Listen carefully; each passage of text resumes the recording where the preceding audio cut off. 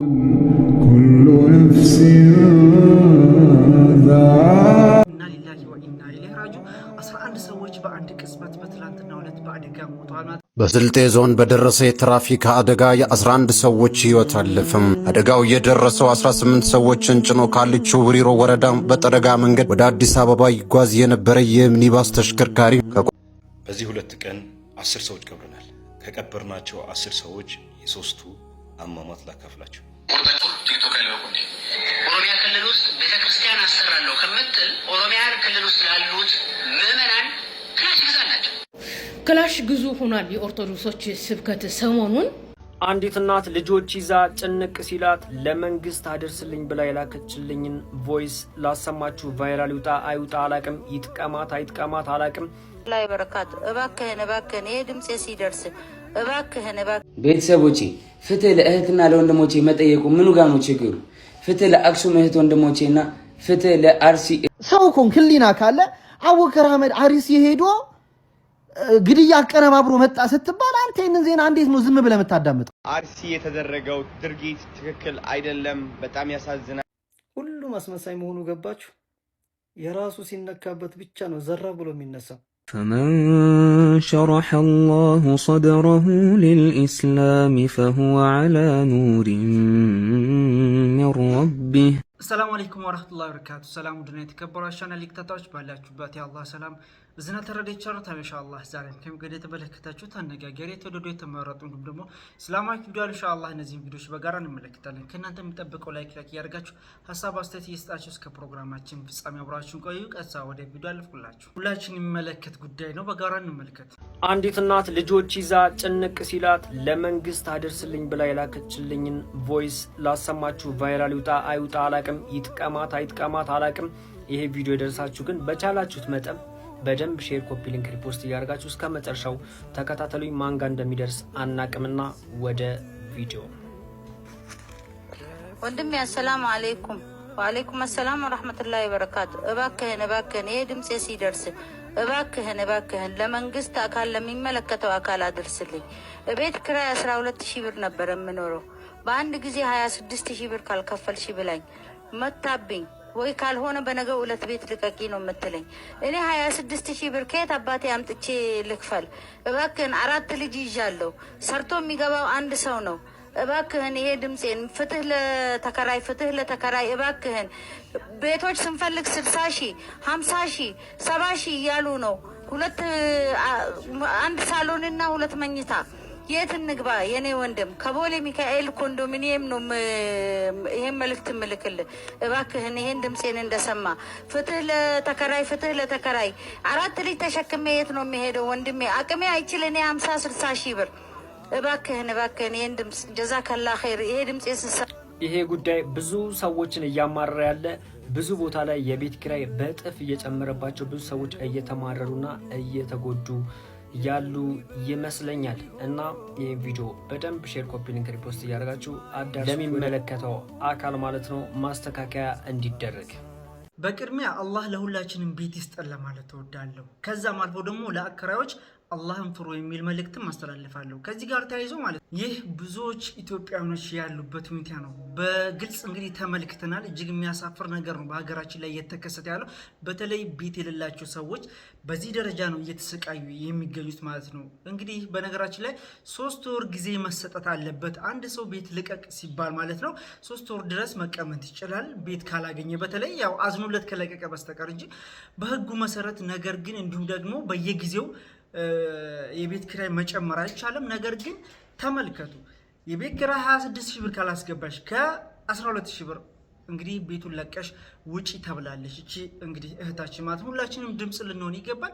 ተያይዞ መጠቆም ያለብኝ ነገር እንዳለ ብዬ አስባለሁ። እንግዲህ በተለይ በከተማ ስታንዳርድ ስትኖሩ አዲስ አበባ የተለያዩ ዋና ዋና ከተማዎች ላይ ውል ይዋዋሉ አከራይና ተከራይ። ያን ውል መዋዋል ይኖርባቸዋል ብዬ አስባለሁ። ምክንያቱም ለአንድ ዓመት ከሆነ 1 ዓመት ድረስ እነዛ ሰዎች ባለቤቶች ገንዘብ አይጨምሩም ማለት ነው።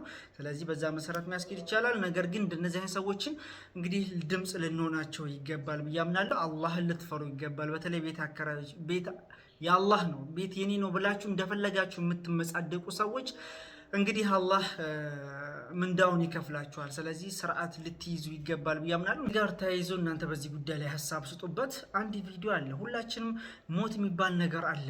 በጣም እጅግ የሚያሳዝን መረጃ በትላንትናው ዕለት ተፈጥሯል። በስልጤ ዞን በደረሰ የትራፊክ አደጋ የ11 ሰዎች ሕይወት አለፈም። አደጋው የደረሰው 18 ሰዎችን ጭኖ ካለች ውሪሮ ወረዳ በጠረጋ መንገድ ወደ አዲስ አበባ ይጓዝ የነበረ የሚኒባስ ተሽከርካሪ ከቁጥጥር ውጭ ሆኖ ወደ ገደል በመገልበጡ ነው። በተሽከርካሪው ላይ ከነበሩት መንገደኞች መካከል 11 ወዲያውኑ ሕይወታቸው አልፈዋል። ከሞቱት በተጨማሪ 3 ሰዎች ሹፌሩን ጨምሮ ከፍተኛ የአካል ጉዳት የደረሰባቸው ሲሆን በአሁኑ ወቅት በቡታጀራ እና በወራቤ ሆስፒታሎች በከፍተኛ ሕክምና ክትትል ላይ ይገኛሉ። ቀሪዎቹ 4 ሰዎች በአንጻራዊነት ቀላል ጉዳት እንደደረሰባቸውም ታውቋል። በጽኑ ሕክምና ክፍል የሚገኙ ተጎጂዎች ሕይወታቸውን እንዲተርፍ ልባዊ ምኞታችንን እየገለጽን ለሟቾች ቤተሰቦችና ወዳጆች መጽናናትን እንመኛለን። ይህንን አሳዛኝ መረጃ ሼር፣ ላይክ፣ ዲዩት፣ ሪፖስት በማድረግ ለሁሉም እናዳርስ መልእክቴ ነው። ሰላም። እጅግ በጣም የሚያሳዝን መረጃ ነው። ከመግቢያው እንደተመለከታችሁት ቪዲዮ ማለት ነው። መረጃውን ሰምታችኋል። ኢና ሊላሂ ወኢና ኢለይሂ ራጂዑን 11 ሰዎች በአንድ ቅጽበት በትላንትናው ዕለት በአደጋ ሞተዋል ማለት ነው። ያሳዝናል። አላህ ወጥቶ ከመቅረት ሁላችንም ይጠብቀን ይሰትረን ለማለት እወዳለሁ። ሰው እንደወጣን ልንቀር እንችላለን። ብዙ ንብረት ሊኖረን ይችላል። እሰቡት። ከዛ ጋር ተያይዞ በተለይ እንግዲህ የቤት ኪራይ የምናስቀይ ሰዎች ላይ ወንጀል የምንፈጽም ሰዎችን የምንበድል ሰዎች በቅጽበታዊ ህይወት እቺ ለቀጠሮ ህይወት ወይም 50-60 ዓመት ለማትሞላ ህይወት ብዙ በደል እየተፈጻጸመ ወንድሙን እየገደለ ወንድሙ ላይ እየጨከነ ያለበት ሁኔታ ስለሆነ ሞትን እናስታውስ የሚል መልእክትም ለማስተላለፍ ነው። እንግዲህ ለተቀሩት አላህ ያተርፋቸው ለማለት እወዳለሁ።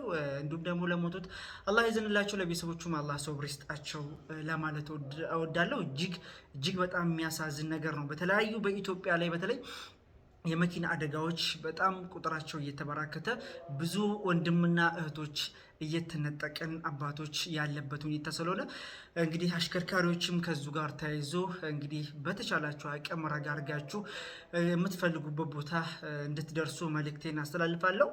ብዙዎችን ያሳዘነ መረጃ ነው። ከዚህ ጋር ተያይዞ ለብዙዎቻችን ይጠቅማል። እንግዲህ ከሞት ጋር ተያይዞ አሁንም ሞት እንዳለብን እናስታውስ። በዚህ 2 ቀን ብቻ 10 ሰው ቀብረናል ይላል ወንድማችን። ብዙ ትምህርት አለው። ከዚህ መካከል የሶስቱን አሟሟት ይነግረናል። እስኪ በጋራ እንመልከት። ለሞቱት አላህ ይዘንላቸው፣ አላህ ጀነተል ፊርደውስ ያርጋቸው። እኛንም ደግሞ አላህ መጨረሻችን ያሳምርልን። በዚህ 2 ቀን 10 ሰዎች ቀብረናል። ከቀበርናቸው 10 ሰዎች የሶስቱ አሟሟት ላካፍላችሁ። አሰላሙ አለይኩም ወራህመቱላሂ ወበረካቱ። ይህ ቪዲዮ እስከ መጨረሻ ስሙትና አስተማሪ ነው ብላችሁ ካሰባችሁ ሼር፣ ኮፒ ሊንክ፣ ፖስት ማድረግ እንዳይረሳ። ከነዚህ 10 ሰዎች አንደኛው እህታችን አላህ ይርሐማትና አመት በዓል ወደ ክፍለ ሀገር ሄደች። ከቤተሰቦቿ አመት በዓል አሳልፋ ደስ በሚል ሁኔታ አሳልፋ ከጨረሰች በኋላ ከባለቤቷ እንዲሁም ከልጇ ጋር ወደ አዲስ አበባ ስትመለስ መንገድ ላይ አደጋ ተከሰተና እሷ ሞተች። ወደ ቀብር ባለቤቷና ልጇ ወደ ሆስፒታል ላሽራቸው። ሌላኛው ወንድማችን እንደዚሁ አመት በዓል ለማክበር ወደ ቤተሰቦቹ ጋር ክፍለ ሀገር ሄደ። ልክ እንደገባ ታመመ። ከታመመ በኋላ ወደዛ ወደሚመለከተው ቅርብ ወዳለ አካባቢ ሆስፒታል ወሰዱት። ከዛ ሆስፒታል ሪፈር ጻፉለት ወደዚህ ወደ አዲስ አበባ ጥቁር አንበሳ። ያው ከጥቁር አንበሳ ደግሞ ሞተ። እናት አባቶቹ አመት በዓል ሳያከብሩ እሱን በማስታመም ላይ እያሉ ይኸው እያስታመሙ ሳይድንላቸው እነሱን አስደስታለሁ ብሎ ሄደ። አመት በዓል ምን እንደሆነ እንኳን ሳያውቁት በሐኪም ቤት እያስታመሙ ቆይተው ዛሬ ሞተ፣ ተቀበረ። አላህ ይርሐመው። አባት አንድ አሳዛኝ ንግግር ተናገረ። ልጄ አባቴ ደርሼልሃለሁ፣ ካለህበት ጭንቀት ትወጣለህ፣ ከዚህ በኋላ አትቸገርም ብለኛል ነበር እንዲህ ብሎ እዚህ ጋር የነበረ ጀናዛውን ስናጥበው አስለቀሰን። ገና የ20 ምናምን ዓመት ወጣት ነው። ሀያት አልጀመረም። ትዳር ያልያዘ ወጣት ነው። አላህ ይርሐመው። ሌላኛው እናታችን አላህ ይዘንላት ሰላም ነበረች። ጠዋት ፀሐይ ሊሞቃት ከቤት ወጣች። በዛው በወጣችበት ድንገት ህመም የሚባል ነገር ሳይነካት ወደ አኺራ ሄደች እናት። አላህ ይርሐማቸው። ከነዚህ አሟሟቶች እኛ የምንማረው ነገር የምንወስደው ነገር አለ። ምናልባት አንተ ቤተሰብ ለማስደሰት ብለህ ትወጣለህ። ቤተሰብህ አንተን ሊያጣ ይችላል። ሞት የትኛውም ሰዓት ላይ በየትኛውም ሁኔታ ላይ ብትሆን መጥቶ ይወስዳል። ግን እኔና አንተ ለሞት ዝግጅት እያደረግን አይደለም። ወንድምና እህቶቼ ሞት ከመጣ በኋላ ዋይታ የማይመለሰው ምንም የሚያግደው ነገር የለም። ወደ አላህ እንመለስ። ወደማይቀረው ጉዞ ለምናደርገው ጉዞአችን ስንቅ እናዘጋጅ። ረጅም ጉዞ ነው ያለው። መንገዱ ከባድ ነው። ስንቅ ያስፈልገናል። በስንቅ ላይ እንበርታ። የአላህ ሰላምና እዝነት ከእናንተ ጋር ይሁን። አሰላሙ አለይኩም ወራህመቱላሂ ወበረካቱ። አጀማ ሱብሃንአላህ የሶስቱንም አሟሟት ሰምተናል። አላህ ይዘንላቸው፣ አላህ ማረፊያቸውን ጀነተል ፊርደውስ ያደርጋቸው። የተጎዱትንም አባትና ልጅ ማለት ነው አላህ ያሽራቸው ለማለት እወዳለሁ። ከዛ መካከል የሁለተኛው እጅግ በጣም የሚያሳዝን ነበር እንደሰማችሁት ማለት ነው። እንግዲህ ልጄ ሆይ ደረስክልኝ፣ አብሽር ደርሼልሃለሁ፣ አትቸገርም እያልከኝ አልነበር ወይ ብሎ እንግዲህ ብዙዎችንም አስለቅሷል። በቦታው ላይ መቃብር ስፍራ ላይ ማለት እጅግ በጣም የሚያሳዝን መረጃ ነው። ለማንኛውም በየትኛው ቅጽበት እንደምንሞት አልናውቅም። ለአኺራችን ሁላችንም ስንቃችን ልንይዝ ይገባል እንግዲህ ብዬ አምናለሁ። አሁን ላይ ግን ሁላችንም የተለያዩ አህዋል ላይ ያለና ሱብሃንአላህ ሁላችንም ራሳችን ልንመለከት ይገባል። በተቻለን አቅም ግን መጥፎ ነገር ባለማድረግ ራሳችንን በመቆጠብ ጥሩ ነገር በማድረግ በተለይ የተለያዩ ሰደቃዎችን በጎን በሚስጥር እንዲሁም ደግሞ ለቤተሰቦቻችን ከሞቱ ደግሞ በእነሱ ስም ሰደቃ ብናወጣ የተሻለ ነው ብዬ አምናለሁ። ለነሱም አጅር ያገኛሉ፣ እኛም ማያልቅ አጅር እናገኛለን ለማለት እወዳለሁ። ኢንሻአላህ በጣም የሚያሳዝን በጣም የሚያስተምር ቪዲዮ ነው ብዬ አምናለሁ። በዚህ ጉዳይ ላይ እናንተ ምን ሀሳብ አስተያየት አላችሁ? ከሰሞኑ ከአርሲ ጋር ተያይዞ በአርሲ እንግዲህ ትልቅ ግፍ ነው የተፈጸመው። በነገራችን ላይ ከዚሁ ጋር ተያይዞ እኔ ሙስሊም ነኝ፣ ሰብአዊነት ይሰማኛል። እምነቴም ደግሞ አንድኛው እምነት ወይም ደግሞ አንድ ንጹህ ሰው ሲበደል ደስ ሊለን አይገባም። ያን ነገር ደግሞ አይፈቅድም በነገራችን ላይ ማለት ነው። ሁላችንም እንደ ሰዋዊነት አርሲ ላይ የተፈጸመውን ግፍ እንቃወማለን። እንዲሁም ደግሞ በተለይ ኡስታዞቻችን በአርሲ ግፍ በተፈጸመው እንግዲህ የሀዘን መግለጫ ማውጥተው ነበረ በፌስቡክ ፔጃቸው። ነገር ግን ገዳዮች እነሱ ናቸው እየተባለ ሲፈረጁ ነበር ጭምር። ኡስታዞቻችን ምን ስላደረጉ? ንጹሃን ግፍ ወይም ደግሞ የንጹሃን ሞት ይብቃ ስላሉ ብቻ ማለት ነው። እነማን? እነዚህ የሌሎች አካላቶች በጥላቻ የተነሳሳ ኡስታዞችን ሲፈረጁ ነበር በአርሲ ላይ። ከዛም አልፎ ደግሞ በአክሱም ላይ ብዙ ሙስሊሞች እየተገፉ እስካሁኗ ሰዓት ድረስ እንግዲህ ሶላት እንዳይሰግዱ እየተደረጉ ጁምዓ ሲመጣ ሶላት አይሰግዱም። እንዲሁም ደግሞ ኢድንም ሶላት አልሰገዱም። መስጊድ እንዲሰግዱ አልተደረገም። የሚሰግዱትን ሰዎች እያሰሩ እየደበደቡ ብዙ ግፍ ሲፈጽሙ ነበር። ያን ነገር ተመልከቱ። ያን ነገር ሳይዘግቡ የሌሎች አካላቶች በተለይ እና አዶናይም ጭምር የተለያዩ ቪዲዮዎች በጋራ እንመለከታለን። ታዋቂ ሰዎች የሚባሉ እንግዲህ በአርሲ ግፍ ሲፈጸም ብዙ ሰዎች ወጥተው ስለ አርሲ ሲሰሩ ነበር። ነገር ግን እዛ ጋር ስለ አክሱም አይመለከተንም ወይም ደግሞ እዛ ጋር ግፍ አልተፈጸመም ለማለትም ጭምር ያክል ማለት ነው። ይህ ነገር ሁላችንም እንደ ሰብአዊነት ሊሰማን ይገባል። ሁሉም ቦታ ግፍ ሲፈጸም ይሄ ነው ማለት ይኖርብናል ብዬ አምናለሁ። ነገር ግን ከዛም አልፎ ደግሞ ከኡስታዞቻችን አናት ላይ ወረድ በሉ ለማለት ወዳለሁ። ከዚህ ጋር ተያይዞ የተለያዩ ቪዲዮዎች አሉ እንመለከታለን። ኢንሻአላህ በየትኛውም የሚፈጸመውን ግፍ በጋራ እንቃወማለን። ነገር ግን ከኡስታዞች ላይ ራሳችሁ ወረድ አድርጉ። ከዛም አልፎ ደግሞ ከኡስታዞች ላይ አልፎ እንግዲህ ለአርሲ ኦርቶዶክሳውያን የሚያስፈልገው ጠመንጃ ነው እየተባለ ነው። ጠመንጃ ግዙላቸው። ከዛ ጋር ተያይዞ እህታችን መሲ የሚያስተላለፈችው መልእክት አለ። በጋራ እንመለከታለን ኢንሻአላህ። በየትኛውም ቅጽበት ያለውን ግፍ እንቃወማለን። አርሲ የተደረገው ድርጊት ትክክል አይደለም። በጣም ያሳዝናል። በጣም አዝኛለሁ። አያችሁ አይደል? ሁሉም አስመሳይ መሆኑ ገባችሁ? የራሱ ሲነካበት ብቻ ነው ዘራ ብሎ የሚነሳው። ምን ነው ዘመዶች አክሱም ውስጥ ያሉ ሙስሊሞች ላይ ያን ሁሉ መከራና ግፍ ሲያደርሱ አፈ ተለጉሞ ዛሬ ሰብአዊነት ገብቶ ሰውኛ ተሰምቶ አሁን አዶናይ ስለተናገርኩኝ ጓም የምትሉ ሰዎች አሉ። አይመለከተኝም። እኔ አስመሳይ ነው፣ እያስመሰለ ነው ያለው። እዛም ሲጨፈጨፍ የነበረው ሰው ነው፣ አርሲ ውስጥም የተጨፈጨፈው ሰው ነው። እኔም ኡስታዞችም ጨምሮ አርሲ ውስጥ ስለተጨፈጨፈው ኦርቶዶክሳውያን እኮ ድምፅ ሆነናል። ሰብአዊነት ስለሚሰማን ሰውኛ ይቀድማል ስላለን። አዶናይና መሰሎቹ ግን እያስመሰሉ ነው ያሉት። የራሳቸው ስለተነካባቸው ነው ዛሬ ድምፅ ለመሆን ነው የመጡት። አስመሳዩላ ቤተሰቦቼ ፍትህ ለእህትና ለወንድሞቼ መጠየቁ ምኑ ጋር ነው ችግሩ? ፍትህ ለአክሱም እህት ወንድሞቼና ፍትህ ለአርሲ እህት ወንድሞቼ ብዬ የሰራሁትን ቪዲዮ ሪፖርት አድርገው አስጠፍተውብኛል። እንዲሁም ደግሞ አካውንቴን እንደምታዩት እንግዲህ ዋርኒንግ ላይ አድርገውታል። ይሄ ሲዘጋ 3ኛ አካውንት ነው። ምንድነው ጥፋቱ? ፍትህ መጠየቅ ለእህት ለወንድሞቼ። አሁንም ቢሆን ፍትህ አክሱም ላሉ ሙስሊም እህት ወንድሞቼ እንዲሁም ደግሞ ፍትህ አርሲ ላይ ለተገደሉ ኦርቶዶክስ እህት ወንድሞቼ ቤተሰቦች ሁላችሁም የገባችሁ ይሄን አካውንት ኮፒ ሊንክ አድርጉልኝ። የኔ ቤተሰቦች እኔን የምትወዱኝ ሰዎች ከኔ ጋር ሁሌ ያላችሁ ሰዎች ይሄን ቪዲዮ 10 ጊዜ ኮፒ ሊንክ አካውንቴን ገብታችሁ ኮፒ ሊንክ አድርጉት። እወዳችኋለሁ ቤተሰቦቼ፣ አመሰግናለሁ። መቼም አንቆምም፣ እንቀጥላለን ወደፊት። ሰው ኮን ህሊና ካለ አቡበከር አህመድ አርሲ ሄዶ ግድያ አቀነባብሮ መጣ ስትባል አንተ ይሄንን ዜና እንዴት ነው ዝም ብለህ የምታዳምጠው? ሙስሊም ገዳይ ነው፣ ሙስሊም እንደዚህ ነው፣ ሙስሊም ነው አርሲ ላይ እንደዚህ ያደረገው፣ ሙስሊም እንደዚህ አድርጓል ተብሎ በኮንፊደንስ ሲወራ አይደለም የራስ ቄሶች ነው የገደሉት ለምን አትለውም? ኦርቶዶክስን ራሱ የጨፈጨፉት እዛው ቤተክርስቲያን ውስጥ የሚገኙ ቀሳውስቶቹ ናቸው ለምን አትለውም?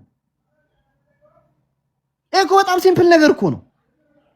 ደፍሮ እሱ እንዲህ አይነት ድፍረት ካመጣ ያንተን ኡስታዞች በድፍረት ጠርቶ ገብቷ ያንተን ኡስታዞች በድፍረት ጠርቶ አርሲ ላይ እና አህመዲን ናቸው የኔ ያደረጉት ካሉ አይደለም አባ እገሌ የሚባለው ሰውዬ ነው ያደረገው፣ ቀሲስ እገሌ ነው ያደረገው፣ ዳቆን እገሌ ነው ያደረገው በለው በድፍረት በቃ ገብቷል።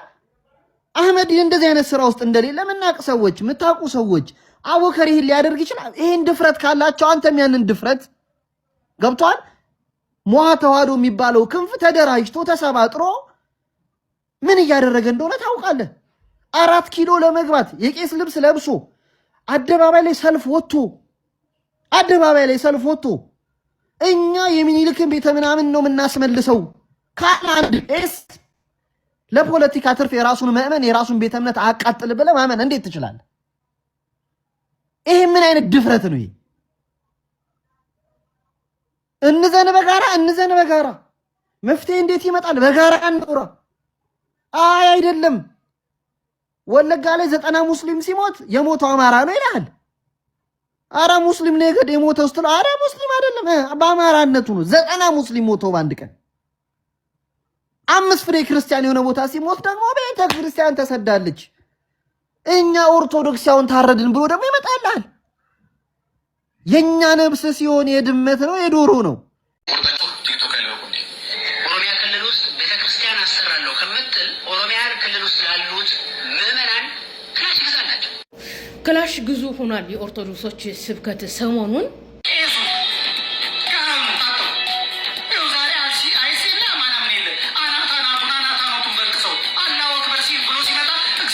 ክላሽ ይዞ መሞት እንዳለ እነ ዘመርኩን ነቀለ አያቁም። ሶሻል ሚዲያ ላይ ያሉ ኦርቶዶክስ ወገኖቻችን መሬት ላይ ምን እንዳለ በተለይም አርሲ ላይ ምን እንዳለ አያቁም። መንግስት ሚሊሻ ብሎ አቋቁሞ መሳሪያ ሰጥቷል። መንግስት የሚያውቀው መሳሪያ ያለውም ገበሬ አለ። በነገራችን ላይ ቢቢሲ ባለፈ የአርሲ ተጎጂዎችን ቃለ መጠይቅ ሲያደርግ ከኦነግ ሸኔ ጋር ውጊያ ላይ ነበርን፣ ተሸንፈን ቦታውን አፈግፍገን ስንለቅ ነው ገብተው ቤተክርስቲያን ያቃጠሉትም ንጹሃኖችንም ሙስሊሙንም ክርስቲያኑንም ኦርቶዶክስንም የገደሉት ብለው ተናግረዋል። አርሲ ላይ ታጥቀዋል ነው ችግሩ። ግን የታጠቀ ሁሉ ራሱን ያድናል ማለት አይደለም። ስለዚህ ስለ ሰላም መስበኩ መንግስትን ደግፎ መንግስት እነዚህን አማጺ ኃይላች የሆነ ነገር እንዲያደርግ መስበኩ ይሻላል እንጂ ወገኖቻችሁ ክላሽ ነበራቸው። ስለዚህ ክላሽ ይዞ መሞት እንዳለ ማወቅ አለባቸው ኦርቶዶክስ ወገኖቻችን ለማለት ያክል ነው። አማራ ክልል ሚሊሻ አለ፣ ህግ መንግስትም የሚያውቀው መሳሪያ ያላቸው ገበሬዎች አሉ። ችግሩ ግን ከአማጺው ጋር የሚያደርጉት የውጊያ ትግል ውጤታማ አላደረጋቸውም ነው እና ኦርቶዶክስ ወገኖቻችን ስንቱን ነው የምናስተምራችሁ? ሚሊሻ የሚባል ክላሽ ያለው አለ። ክላሽ መንግስት ፈቅዷል። ችግሩ አማጺው ነው ስለሚያሸንፍ የሚገላቸው ነው። ክላሽ እንግዛ ይላሉ እንዴ? ለማንኛውም አላህ ሀገራችንን ሰላም ያደርግልን። በአርሲም እንዲሁም ደግሞ በአክሱም ያሉትን ሁሉም ነገር አላህ ያረጋጋልን ለማለት ወዳለሁ። ኢንሻአላህ የዛሬ ቪዲዮአችን ይመስል ነበር። አብራችሁ ስለቆያችሁ ከልብ አመሰግናለሁ። ሰላም አለይኩም ወራህመቱላሂ ወበረካቱ። መልካም